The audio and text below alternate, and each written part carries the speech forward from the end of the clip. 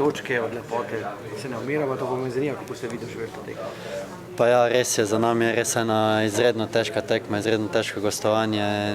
Vedeli smo to pred tekmo, da so, lahko rečem, izrazito domačinska ekipa, ker jih nosi ta publika in ja, res zabili smo gol in na koncu, bom rekel, sem mogoče nekoliko spal, ampak zadržali smo ta rezultat, sploh po tem prijetem rdečem kartonu in mislim, na koncu vse, kar danes šteje, so te 3 pike in konec koncev od lepote se ne umiri in preživeli smo ta pekel tukaj. Kako težko je bilo ohranjati fokus ob nenehnih dolgih metih iz avta pa predložki? Ja, res so ta način nogometa, vse, kar je, bom rekel, bilo na naši polovici, od faulov do avtov, vse je letelo nekako not in ja, mogli smo biti skoncentrirani, tudi, bom rekel, pripravljali smo se na to in konec koncev mislim, da iz nobene situacije niso pretirano zapretili, tako da lahko rečem, da z tega vidika smo bili dobri. Koliko je na fokus pred tekmo pa priprave na tekmo vplivalo, gotovo ste vedeli, kako se je gibalo Finska, Kazahstan, kako blizu ste že bili v bistvu še izrazito boljši situaciji, potem pa padli v kar najslabši scenarij, kar zadeva tisto tekmo, koliko je to vplivalo na nas? Pa ja, če smo iskreni, smo vedeli rezultat pred tekmo, ampak konec koncev za nas je dan štela tu samo zmaga in ne glede na ostale tekme so danes najpomembne te 3 točke. Vemo, da konec koncev bo odločal zdaj ta zadnji 2 tekmi in še vedno smo v prvi skupini, kar je pred začetkom, da imamo 19 pik, bi se kakor verjetno podpisali, ampak skupina se je zapletla tako, da pač bo nažalost oziroma lahko rečemo tudi na srečo pred polnimi stožicami verjetno, ampak lahko že tudi na Danskem. Tudi Danska, koliko smo videli, rezultat ni bila prepričljiva na San Marino. Tudi Kazahstan mora tam zmagati, igrati, tako da je vse odprto. Če konec koncev, če pa ne, pa vemo, da doma pred domačo publiko, da bo ena izjemna kulisa in bomo tudi naslednji 2 tekmi šli odločno na zmago in to je to. Kako pa ti gledaš na napredek te reprezentance, prej je Marko rekel dozorevanje, pa to, kako vi doživljate to odnotraj dozorevanje? Ja, res smo s fanti se povezali, res smo ena izjemna klapa, izjemna ekipa in ja, tudi ko nam ne gre, je včasih treba preživeti to, mogoče se v preteklosti te tekme nažalost niso zmagale, ampak tudi ko ne igraš dobro, so na koncu šteje 3 pike, kar je konec koncev najbolj pomembno in tudi iz tega nekako se učimo, da lahko, tudi če nam ne gre, da izvlečemo maksimum. Drugič zapored, ničla, kar se tiče prejetih zadetkov, tudi selektor je bil s tem zadovoljen. Kako je bilo? Veliko je tudi Krniček, da je kar letelo po zraku. Ja, težka tekma, nismo bili najboljši, ampak pomembno je, da zmagamo tudi takšne tekme. Prvič smo tu zmagali tu v Belfastu, tako da pravim, za biti na Evropsko prvenstvo bojo prišli tudi takšne tekme, kjer ne bomo mogoče pokazali vsega, kar znamo, ampak zdaj te tekme tudi dobivamo, tako da to je velika stvar. Niste bili najboljši, kaj je morda manjkalo po vašem mnenju? Ali se enostavno ne da igrati pred Severnimi Irci? Ne, mislim, da, kot pravim, ne moraš večino tekem, mislim, da ta ciklus smo odigrali res na visokem nivoju, pride takšna tekma, še posebej v gosteh. Za vsako tekmo je tu večji pritisk, kar seveda mi to hočemo, ker se zavedamo tega, ampak saj pravim, važno je, da smo ostali skupaj kot ekipa in smo zdržali, dajmo reči, in 3 točke. Ekipa se skupaj brani, po 40 zdaj v obrambi že kar nekaj časa. Kako ste zadovoljni s tem? Ja, dobro, mislim, poznamo se, igrali smo že veliko tekem skupaj, tako da tudi kot tako poln stadion ne rabimo, dajmo reči, komunicirati, vemo že na pamet, kdo kam gre, tako da to sigurno pomaga. Zelo težko je trenirati mete iz avta v sredino kazenskega prostora, kako se potem spoprimaš, da improviziraš sproti na tekmo? Ja, sej smo vadili tudi to, ampak avti so res težki, mislim, težko jih je braniti, ampak smo se tudi na to pripravljali, kolikor se da. Mislim, da smo tudi to, dajmo reči, kar v redu normalno, da je bila tudi to ena nevarnost, ampak mislim, da smo kar v redu s tem se,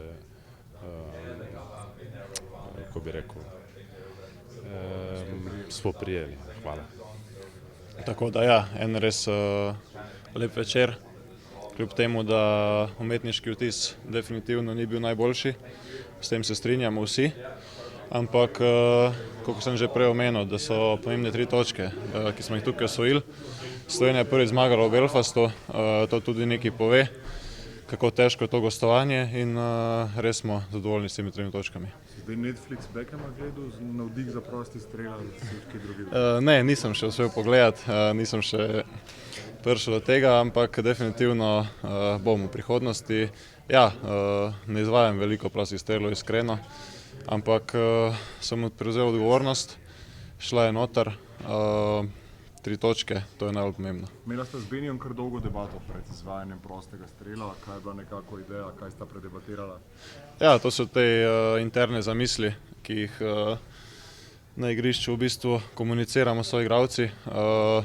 Na koncu so se odločila, da jaz udaram v dolgi kot in hvala Bogu, da so se tako odločili. Kako pomemben je bil ta hiter zadetek iz te prve prekinitve, glede na to, da je igrišče kakršno je gostovanje kakršno je, pa še verjetno vas je malo mučil, ali pa vsaj pod narekovaji mučil to, da je Kazahstan obrnil proti Finski? Ja, videli smo to pretekmo, čeprav smo si dali v glavo, da to ni pomembno, da smo pomembni mi. Imamo vse v svojih rokah, tako pretekmo kot zdaj po tekmi. In tega se zavedamo.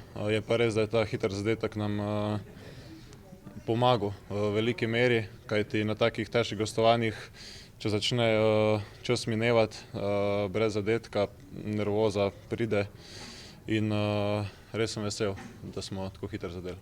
Ste nekako nervozo potem prevesli na stran nasprotnika in iz tega potem črpali to, da ste mirno pripeljali do konca? Ja, definitivno, čeprav ne bomo lagali, res ni bila to ena naša boljša tekma.